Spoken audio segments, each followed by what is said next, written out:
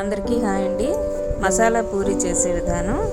దీన్ని బంగాళదుంప కుత్తకూరతో చాలా బాగుంది, అసలు చాలా యమ్మీగా ఉంది. దీనికోసం ఆటా తీసుకోవాలి, ఒక 3 స్పూన్లు గోధుమ నూక, ఒక ఉడకబెట్టిన బంగాళదుంపని గ్రేట్ చేసుకొని వేసుకోవాలి, 1 స్పూను జింజర్ గార్లిక్ పేస్ట్, పసుపు, వాము, జీలకర్ర, కారం, కొంచెం చాట్ మసాలా, కసూరి మేతి, ఉప్పు, కొంచెం నూనె, ఇవన్నీ వేసుకొని కొంచెం నీరు పోసుకొని కొంచెం గట్టిగా కాకుండా కొంచెం మెత్తగా, మరి చపాతీలా కాదు, మరి మామూలు పూరీలా కాకుండా వేసుకుంటే అందులో గోధుమ నూక వేసాం కదా, ఒక అరగంట నానిన తర్వాత కొంచెం ఉబ్బి చక్కగా టైట్ అవుతుంది.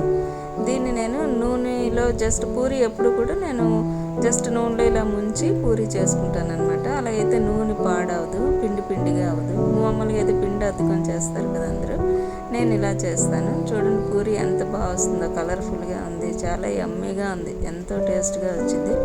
మీరు కూడా ఒకసారి చేసి చూడండి. ఇది మామూలుగా సాయంత్రం పూట టీ కొడుతూ కూడా తినొచ్చు, చాలా బాగుంటుంది, చేయండి.